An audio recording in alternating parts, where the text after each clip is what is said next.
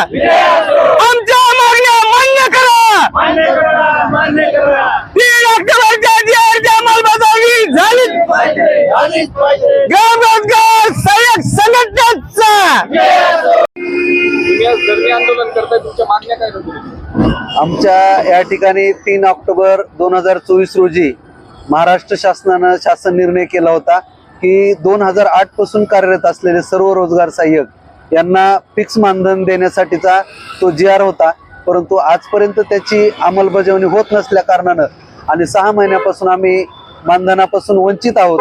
त्याकरिता आज आम्ही धरणे आंदोलन करत आहोत। इथून पुढे जर का शासनाने तुमच्या मागणंच केल्या नाही, याच्यानंतर तुम्ही काय करता? आमचं 3 एप्रिल पासून काम बंद आंदोलन सुरू आहे। आम्ही काम बंद आंदोलन सुरूच ठेवू।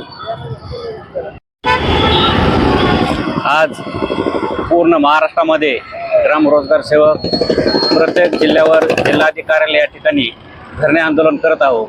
हे आंदोलन आम्ही बऱ्याच दिवसापासून 2007 पासून आज काम करत आहोत, परंतु या शासनाने आजही आम्हाला कंत्राटी म्हणूनच कर्मचारी ठेवलेले आहे आणि ते बी अर्धा वेळ। 2011चा जी.आर असं सांगतो की रोजगार सेवक अर्धा वेळ आहे, परंतु आम्ही आज ग्राम रोजगार सेवक सहाय्यक पूर्ण वेळ काम करत आहोत। सकाळी मजुराच्या हजेऱ्या घेणे, पुन्हा नंतर 4 वाजता मजुराच्या हजेऱ्या घेणे, हे पूर्ण वेळ काम करत असताना आम्हाला या शासनाने गुलाम म्हणून आम्हाला राबवत आहोत। ह्याच्यासाठीच आम्ही आज धरणे आंदोलन करतो आणि आमचं फिक्स 8,000 रुपये मानधन देऊ असे म्हटले होते। जी.आर काढला, परंतु शासनाने अजून जी.आरची ती अंमलबजावणी कुठेही केलेली नाही। त्यामुळे आम्ही आज रस्त्यावर उतरून आंदोलन करत आहोत। आज महाराष्ट्रामध्ये रोजगार हमीची हाल आणि रोजगार सेवकांची दुर्दशा याच्याविषयी थोडं बोलतो। आम्ही आमच्या मागण्यांसाठी गेली 17 वर्ष झगडत आहोत, परंतु शासनाने आम्हाला निव्वळ तोंडाला आमच्या पानं पुसलेली आहेत।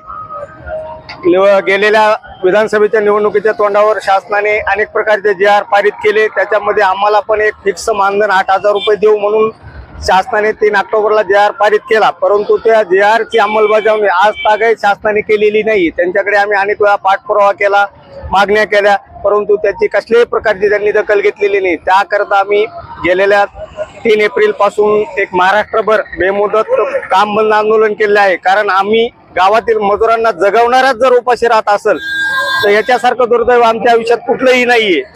त्याच्यामुळं आमच्या या मागण्यासाठी आम्ही आज एक कलेक्टर ऑफिस समोर प्रत्येक जिल्ह्यातल्या महाराष्ट्रभर धरणे आंदोलन 1 दिवसाचं करत आहोत। आणि जर याच्या पुढे जर मागण्या शासनाने नाहीच मान्य केल्या, आमचा काम बंद आंदोलनाचा इशारा दिलेला आहे, तो काम बंद तर राहीलच आणि याच्या पुढे पण एक वेगळ्या प्रकारे आंदोलन करून एक शासनाच्या विरोधात आम्ही एक आता दंड थोपटलेले आहेत आणि आमच्या मागण्या मान्य न झाल्यास आम्ही कोणत्याही स्तराला जाऊ शकतो।